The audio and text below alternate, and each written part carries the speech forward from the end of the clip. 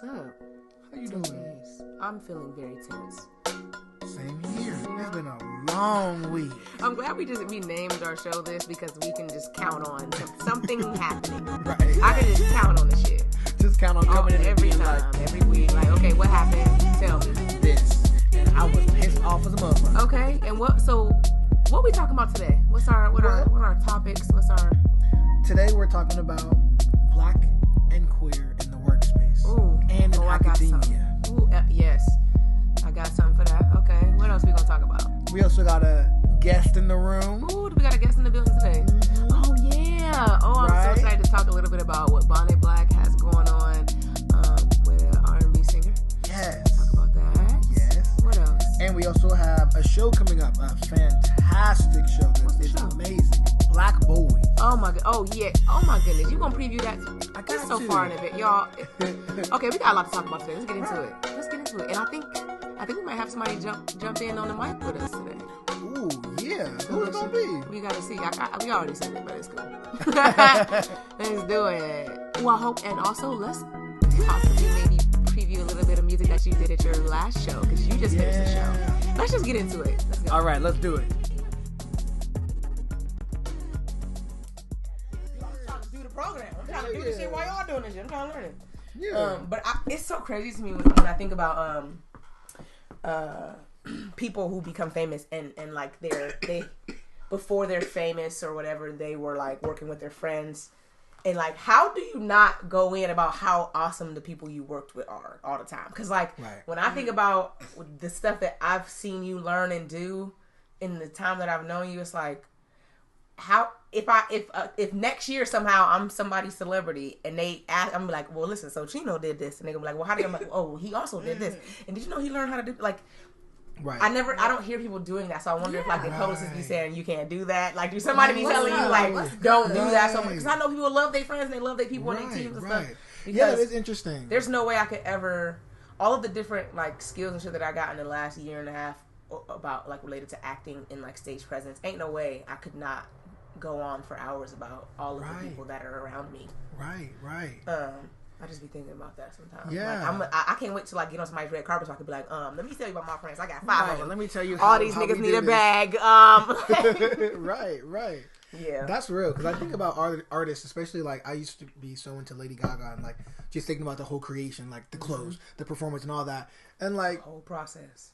You don't really hear that much. You just hear a lot about her growth and like what she's going through. But it's like there's a it's whole team. There's a big team. Oh my goodness. Reading and learning about the team.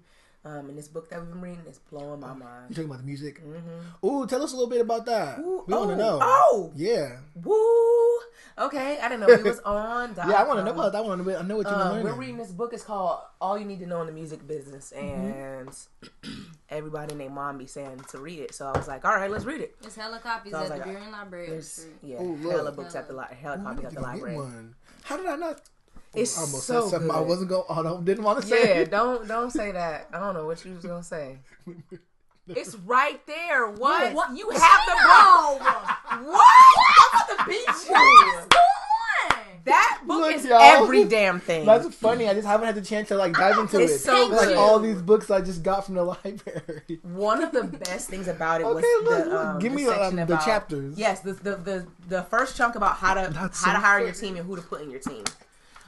It is just everything. It's everything. Okay. But that's on our music shit, and I love that. However, I do want to talk some gay shit. I'm with that gay shit. Oh yeah, I like that gay shit. I'm very into the gay shit. Off top, I just have a lot to say. Off top, that reminds me of one of my friends. He says off top all the time. Anyway. I'm ready to go I want to hear it. I don't even know. I know we got some topics, but I'm angry and I'm ready to go in. Actually, you know what? This is related to the topic about being black and queer in the workspace. Let's just jump to it. And it's so much about being black in the workplace because that's so visible about me. And I'm just thinking about how when things happen at work or in projects that I'm working on where I have to be out in the world and people perceive me being frustrated or angry, it's always read so wrong. It's always read to the nth degree. You know, like it's so difficult to me as a woman to be angry and let it be seen. Because if I let it be observed, then like I'm being uncontrolled. I'm not in control of my emotions. And because people view me as masculine or aggressive, it's like my type of anger is just looked at as like really, really negative. It's just very negative because I'm seen as masculine. And more negative and violent almost, you know. And not that anybody's ever been like, oh no, she's gonna do something, but just like I don't have any room, and I can tell that that this person is feeling a way about me expressing my anger simply because of what I look like, you know. Because I know sometimes when there's more like feminine presenting folks in the space, or you know, white feminine presenting folks in the space, and they're frustrated, people's immediate reaction in my experience is to like go right to them. Go right to them and find out what's wrong. Oh my goodness, what's going on? I'm so sorry.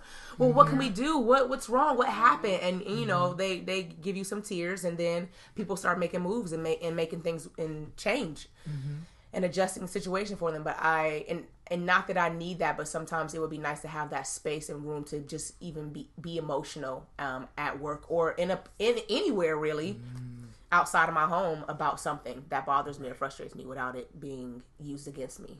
Right. Yeah. Right.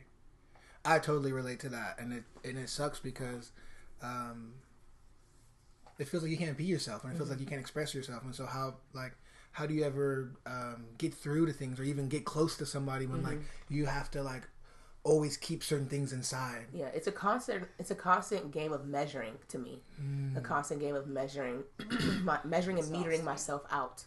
How will I make sure the situation remains as calm as it needs to, or as, you know, that these people feel as safe about who I am and what I'm bringing into the space because of some preconceived thing that I have to be aware of about what people think about my identity, me and my locks, me and my 5'10"ness, me and my, you know, large arms and my dark skin, you know, like I have to know all the time what that looks like and how that's perceived and what that can make a person feel like in a space. And sometimes it's like, it's tiring, and I don't want to have to be constantly aware of it. Like, I just want to be in the space and not have to worry about how my being is impacting people. Right. And have a space to be able to explore all parts of yourself and be able to express it all. And, Right. Definitely. And I don't know if this thing is directly related to like being Black and queer at work, but something that I've experienced, especially when I work with men, like in educational spaces, and they get to know me and I'm more masculine presenting around them, they have no idea that I could possibly be interested in men. And if they ever like hear anything like that, or like hear something like that from me, or hear me talking about somebody, a man that I'm attracted to or who I find attractive to somebody else, they're like, what? No way. Misha, no. You ain't. Girl, you gay. Like, what? How? And it's so frustrating. It is so frustrating that they, because these boys is trying to fight. Come on. It's so frustrating that they'll read me and tell me what I'm not, or tell me what I am, simply because, like, or they'll be like, oh, you haven't dated a dude in forever, right? Like, you don't really date men though. You never really were with a man. Have you ever really had sex with a man? And they'll like ask me these questions. I'm like, who in the world feels comfortable saying that to somebody? Right. Why are you okay asking me that much? Right. I wouldn't dare. I could never ask someone that, nor do I want to.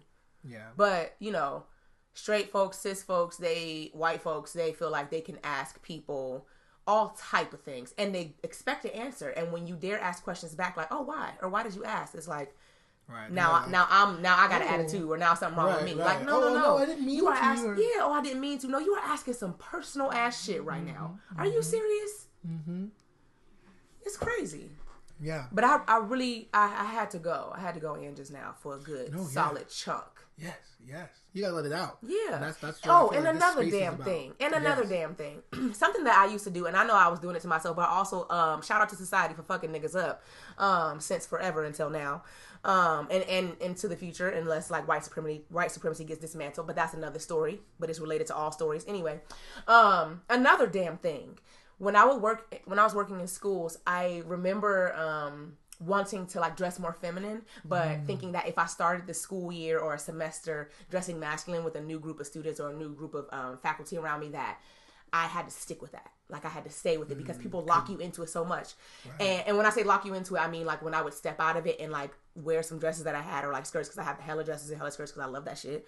Hey, come on. And wear it, people would just react so heavy, and I want to not care. I want to not care because what are clothes? They don't matter, except people make the shit matter and be like, "What, you wearing a dress? Oh my goodness! Oh wow, I've never seen What is that?" And they gotta ask all kinds. So you dating men now? Does that mean you're? And like what? Right, all of these judgments. What is all of this shit? Why are you asking me that? I'm literally just changing my clothes. Right. I'm just changing my clothes. Right. And so it just becomes this big thing, and it is approaching summertime here in Seattle, and I'm starting this new. I mean, I've been doing this new job since February, but you know this program is starting, and I have been pretty much masculine. I think more masculine presenting around my team and folks that I work with, and I'm just like in the summertime, I'll be trying to turn up a little bit, you know, because I'm kind of thick. I just want to wear my shorts. I want to wear a little summer dress maybe. And I'm always worried because also when I'm more feminine presenting, because I got a little body yaddy, it causes different kinds of attention. Right. Anyway, give me some. Give me something about it, because No, that was all. That was good. I kind of wanted you to go in on the clothing, like about when you said body yaddy, because I really relate to that too, like having a body that people feel. Too. Right. Sure. Honey, let her know. Right.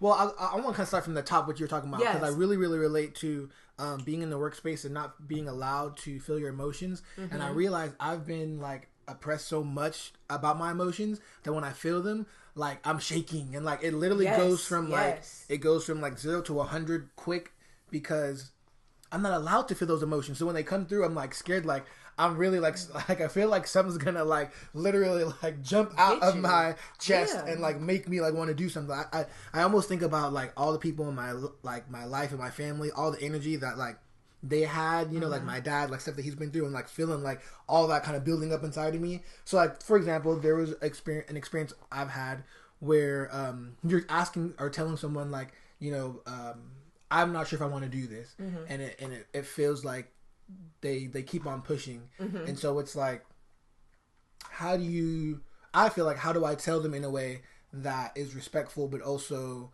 like giving enough energy to be like, this is really getting my point across. And when someone's not giving that to you, then you have to take it to the next level. And I feel like that next level was like really about like me like being more myself, like being like getting like real aggressive and being like, actually no, you're not listening to me, and like that's so scary to go to. And I realize it's only scary because I know how people would react, and I feel like they would react in a way where like, oh, like wow, you got really black, or like oh, you got really I was so aggressive, Chino. Right, like, you know, I think what you should do is like learn how to like, you know, be a little bit more calm, or like, or I think the thing that I get really often is that hurt my feelings. And what's crazy is that this whole thing wasn't even about your feelings; it was about my feelings, and then the whole thing is now like turned around. You were able to flip the shit, right? So that sucks. It's so hard. I've even found myself doing things like when I need to like take it up the next level, like you're saying, explaining it. Like, okay, it seems like you're not understanding what I'm saying right now. Right. So it might seem like I'm getting upset, and it's because I feel like you're not listening to me. Right. And saying that, even still, you know, it's like I'm trying to be calm, and then the other person gets to do whatever they want. How they get to even tell you that they're hurt, like you just said. Right. Something that I think would be so cool would be, because I've tried to like search for like how to handle these situations and see other black people on like YouTube or like in podcasts, and it's something I also want to ask a podcast that I listen to called Black Lives Matters, where she's always constantly talking about the workplace and how she navigates being a black woman, and just the things that you do to like keep yourself safe, like keeping record in emails, and like how do you tell a white person like, you know, how do you say like this is racist, how you act, and like all these different things. And I feel like that would just be so cool to know how to do that, because I've never been like taught really. And like even like when I think about like my family, who you know, like I go back to this saying that it's called Arnold charm, and like my whole family always kind of has this charm to them. And when you think about it, like I feel like it's really like a Northwestern thing, like being around a lot of white folks and just feeling like you have to come off very polite and like not aggressive. Make other people comfortable.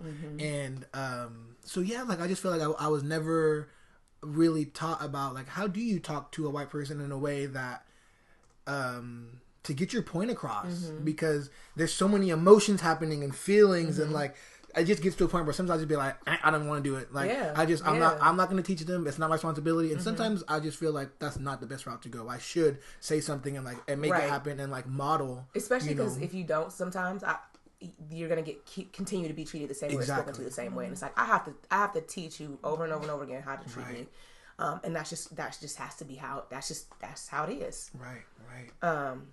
Yeah, I really relate to that. I'm thinking about just how adding the queer layer to it of working in spaces where people who look like you and they don't get along with or believe in gay marriage, and I'm saying specific things that I've heard, black folks say back home in Ohio and out here, we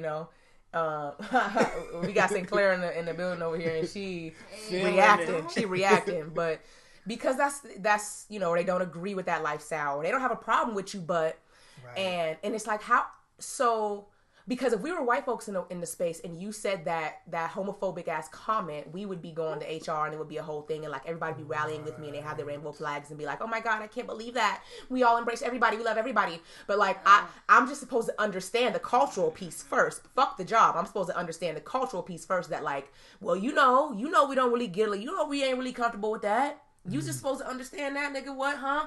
Right. I remember this person that I worked with back in Ohio when I was dating somebody. I was like, hey, if I ever married this person, would you come? And she was like, mind you can be fired for being gay in Ohio, okay? And I asked this person who was like, a supervisor, and she was like, oh, come on, Misha, how could you ask me to compromise my religion like that?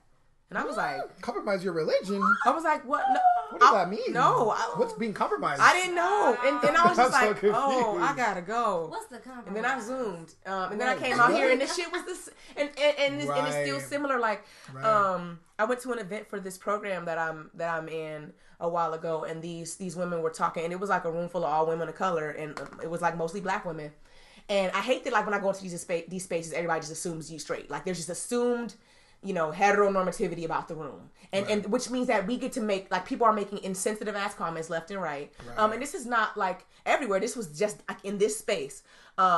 This woman felt so comfortable, and she started sharing how she's uncomfortable around gay people and just how, that just like, but y'all know, and she was like pulling everybody in, like, that lifestyle. And it's been real difficult for me around here. And I was like really shocked that I'm in the Pacific Northwest, I'm in Seattle, and I was hearing these people just like freely say this stuff, and I understood like, oh, it's a safe space, but this stuff is kind of hurting what y'all saying about gay folks, cause hey, and I kind of like caught eyes with somebody in the room, and I didn't know if she was queer as well or not, but like I could just tell that it wasn't sitting right with her too. But we were so in the minority, and I was just like, well, okay, So yeah, just learning how to navigate that, and you're right. There was no guide, and no one ever taught us, and so I keep learning through failure. I feel like I keep learning through what hurts and what feels, and what I'm like, oh, okay, well, I guess next time I gotta try to like, I need to be more vocal and speak up, and I do speak up for myself, but sometimes you just kind of want to go into a space that could just already be safe without you having to establish like, hey, respect me in here because I'm black and I'm gay too, and like, I give a fuck about all these people and their identities as well. That's what we trying to create. Is this the red episode or what? Ooh.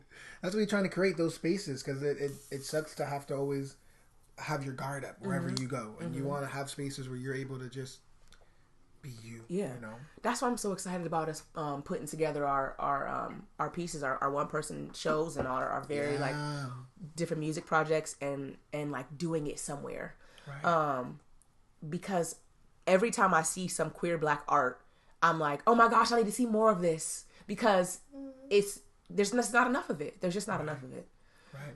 Ooh, real quick plug. Black Bois is this amazing show that is coming back. I saw early plug. Right. Hella early plug. And y'all need the early plug, because I bet you all these tickets will be sold out. They're going to be sold out, and you're going to remember that we said get these tickets. Right, because it's one day. It's one day only. You guys. It's one day don't only. play. I'm going to try to get my tickets. And it's not till next year in February. Right, so you got time to alert. save your money. Here's the exact date. Save your coin. Here's the exact date. February 14th. Valentine's Day. Don't play. Black Boys, what is it about? So, Black Boys is a dance and choreography. It's all these professional black dancers, and it's just so emotional. I mean, there's monologues and things, but there's not. I don't remember like each person having a monologue, but more just like little moments. Like there's a moment where like one of the dancers just confronted the audience and just started like being like, you know, what's up, nigga, and like all the stuff like the white boys, and I just was like, yeah, like give it to him, like let's see it, because I love when like performers like confront the audience. I feel like it's so important to like make people feel uncomfortable. I appreciated you bringing that element to the thing that I just did at Secrets. Like you're helping me like bring that out. Yeah. Because that's not that it. Yeah, it feels so raw when somebody does that. Right. Woo. And it feels good too. Don't it just feel good when you just be like coming at them. But yeah, so it's all dance, and there's just these moments that really moved me a lot. My friend took me to the show, and I just remember her saying like, you know, I think this would be something that would be really moving for you, and it was. It was so beautiful to see black men dancing together sensually and emotionally and supporting each other, and it was just, it's beautiful. So we're gonna go. It's one day. It's on Valentine's Day. I mean, perfect day for it. I'm trying to go. Perfect day. I'm trying to go. So yeah, February 14th at the Moore Theater. Yeah, y'all have to check it out. It is amazing. Definitely. I feel so good right now for being able to get those feelings out there. Oh yes, that's what it's about, right? Yeah. It's about having a space to actually talk about it. I really felt like I just kind of dropped my shoulders a little bit. Yeah, I'm so glad. Talk to y'all about this. I'm really glad, because that's what I feel like it's about.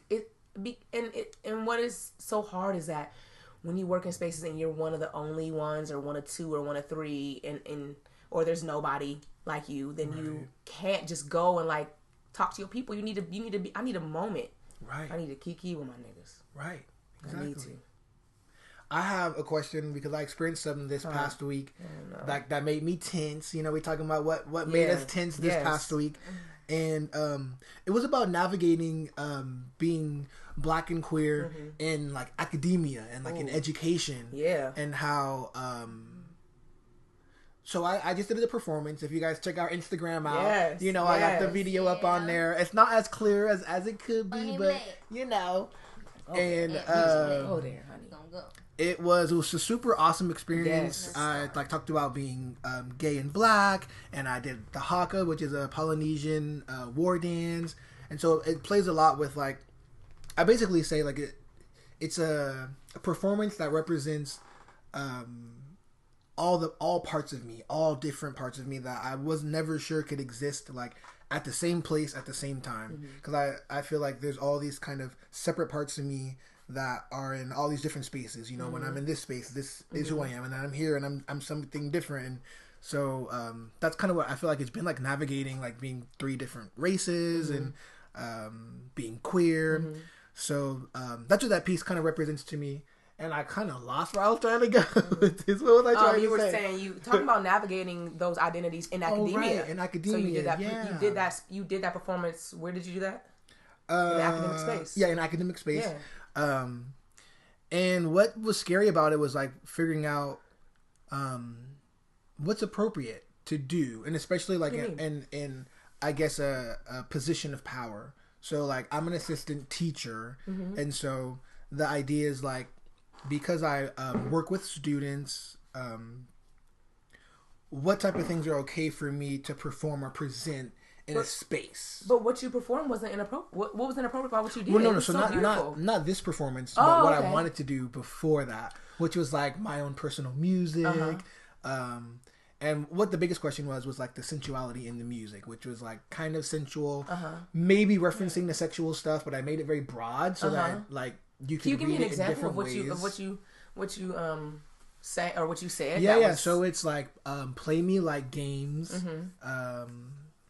There's like taste me, I'm sweet, lines like that. I'm kind of forgetting the lines now, but it's basically like I know this. Yes, I know the song you're talking about. It's on the SoundCloud if y'all want to check it out. Your song Games on SoundCloud. Right. Yeah. That song is not. I mean, I guess it's up to interpretation, which is why. Right. See, here we go. What we're talking about. Yeah, we're talking about kind of interpretation, how people interpret it. Yeah. And we got to a point where it was kind of like we're maybe we're not sure if this is something that could be appropriate to show other students, or also to perform with students that are like with me.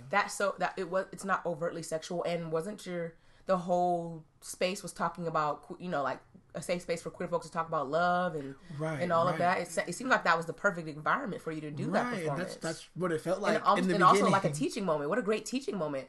It's kind of worrisome even that you even felt like unsafe doing that when the whole point of it was about being safe enough to perform your truth. Right. That's what made it so identity. Wow. That's what made me so tense. Yeah. Like, to kind of go back to that, is that it felt like, wow, like this whole piece is about safe spaces, and this doesn't feel safe. Doesn't feel like a safe space. So it was really hard to go through and like change it, and I had to change it like 2 days before. But so I guess my question is kind of like, what type of things do you feel like are like crossing the boundary as far as like talking about things, I guess, in academic spaces? Because like I'm not very sure. I mean, I'm sure about like, don't bring up like, like your sex that you had like the night before, or nothing like that, or like, obviously like, there's obvious things, but then I feel like go ahead. What I think the issue is that, and we've talked about this before, is that when it relates to queer stuff, people have so much more sensitivity about what you talk about, what your content is, because they already have their feelings about however they feel about gay shit. Right. Whether it's whether there's some homophobia, whether it's like they think they relate it to pedophilia, or whatever, because it don't take but 2 to 3 like conversation topics from talking about like my identity for me when I'm talking to somebody about gay stuff before they get to talking about like pedophilia and like molestation, and that's, I'm like, what? Why does that always have to come up with you? Why? What? Right. I'm here talking about like a pure loving relationship, and you're talking about something else. And so what I hear, what you and I've talked about in academic spaces, I think, especially when we're just now talking, when it's new for them, when it's new for the space to be talking about, anything queer or trans, they are like so tiptoey, and they're like, well, I don't know. It can't even mention sex. It can't even touch on it, and you don't even talk about sex in that song. It's like what you like. It's sensual. Right. And so bringing it back to what I think is inappropriate is what you said. Like, being openly talking about sex, and like, just being sharing your personal business and all that. Yeah, but that's not what you were doing. What it sounds like you were telling me is it's just some discomfort that some folks got to get over with hearing a man talk about another man. Right. Hey, it happens, and I'm a teacher, and gay people teach. Right. And they should be able to talk about who they love in the classroom. Why not? Mm-hmm. Why can't I? If so and so can come back and be like, oh, me and my husband over the weekend we did this and that, and then it's my anniversary, so we going here. Me and my wife. Why can't I say the same things? Right. Or if you wrote a love song for your husband, your wife, your partner, your fiance, and you brought it into the classroom and you shared it as a teaching point because y'all are talking about relationships and family dynamics or whatever, why can't I bring in a song where I'm talking about my wife? And why can't he bring in a song talking about his husband? Or why can't they? Right. Why not? Yeah. Yeah, it was quite the experience. But I think that I'm sorry you felt that way. I can't wait for you to be able to perform your piece in its entirety. Right.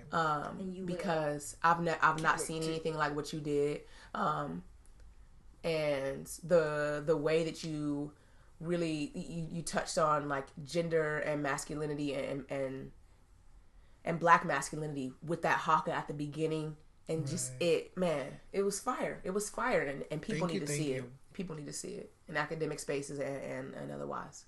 Yeah, that's what I want to do. I want to put it out there. Mm-hmm. Yeah, you got to. You got to. Got to. We should update the listeners about our Instagram. Ooh. We got some new stuff on there. Oh my gosh, yes. What we been doing? We've been trying to interview we just been trying to do everything really, but we've been interviewing some queer artists. Some Black queer artists, and just getting to know some musicians in the area, and talking about inspiration and learning about what gets people going and why they write about what they write about. Just because we all write here in Bonnet Black. We writers and creators. Mm-hmm. And so we did we went to the park and did an interview not even really an interview. It was more just like just kicking it and just talking to Sinclair, an R&B singer from Atlanta, who is here in Seattle, and just like talking to her about her upcoming show and concerts and whatnot. And I liked being able to have that space because, or even being able to have the opportunity to do that, because I don't often really see like a singer that I like listening to just go on a page and just start talking about why they make the music that I'm enjoying so much. You know, they just they do the same old, like, hey, listen to my single, listen to my just drop, listen to my this, buy my merch, go to my concert. And that's cool too. That's definitely cool. But I also enjoy like knowing a little bit of the backstory, like how and why and who's making the music and what do they care about. So it was just dope to be able to actually ask the questions and hear about that, because, you know, we've been behind the scenes. Bonnet Black has been behind the scenes on what Sinclair's working on. Right. Yeah. You want to get in a little bit? Tell them a little bit? A little something? Yeah, since you in here. Yeah, you should. I am up in here. Oh, I gotta get up there. Yeah, just a little bit. Just a little something. Yeah. I would say like the video. Like, maybe kind of talk a little bit about that. Yes, the video. The making of the video was very hard. I learned a lot of things, and I appreciated all of it as much as it pissed me off. The concept of the idea came from Lataria asking me to do a video of me singing because we need that. And I was like, yeah, we do need that. And so I'm like, I'm going to get ready and do my makeup and just talk about how I got here now. And because it's important for people to know, like, how I got here and, like, what my journey to how I get here is and what that looks like for someone like me, because it's like hard. Who's somebody like you? Somebody like me that's broke in this world, that's marginalized in this world. I'm black and I'm so proud. And all of these things in this world that like are barriers and are other people's issues with like us. And I just don't understand, because I'm just trying to be successful like everybody else. I don't understand what the difference between me and a white man is. Like why on the scale, on the ladder that they put, why he up there and why they put us at the bottom, because that's how they treat us. And I won't stand for it, God damn it. Okay. And I won't sit down on it neither. Neither. Okay? And or nothing but else. It was beautiful and so hot. It was so hot when we did that video. But you look so good. I just love the vibe. Just felt so right and like just shining and seeing and just. It's those moments. It's those good moments where you just be like, oh yes, that was a good time. It was good. You know, as many times as me making that video went, or I failed, it wasn't bad. I was frustrated, but I got it done because it had to be done, you know? And I wanted to do it. This is what I wanted to do. I just needed to learn this so that I can make it go smoothly like that, run my own tech, and make sure the buttons get pressed with this, you know, do my own whole thing, you know? And I did it. We did do it. And we want to do more things like that. Yeah, I appreciate it. We want to do more things like that. And I can't wait till we put out some of your music, Bonnet. Put out some more of your music. Yes. Because I don't know that we've talked about some of the music that you already have out, but yeah, he got some stuff. I need to go on his SoundCloud. Yeah, some stuff gonna be coming out soon. This spring has been busy, but summertime is the time to bring the music back. We get it popping. So yeah, your music and your show was so fitting. It was so beautiful, and it tied together so. Yeah, I think this would be a great spot, actually, right here in the podcast to play a little bit of the song. Yeah, just a little bit of it, just to kind of give a little sample, because we done references. We done referenced it. We done said y'all need to see it. This is something that the city needs to see and hear. Let's give them a little bit.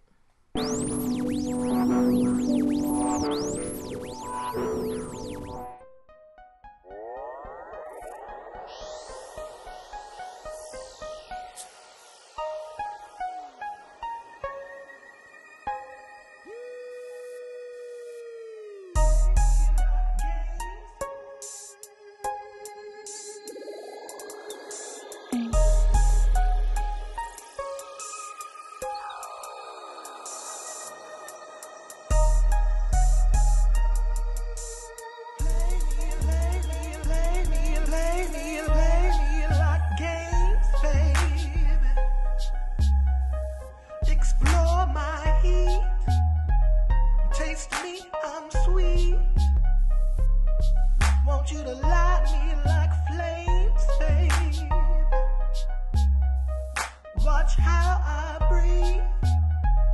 That's how I speak. Play me like games, baby. Explore my heat. Taste me, I'm sweet. Want you to light me like flames, baby. Watch how I breathe. That's how I speak.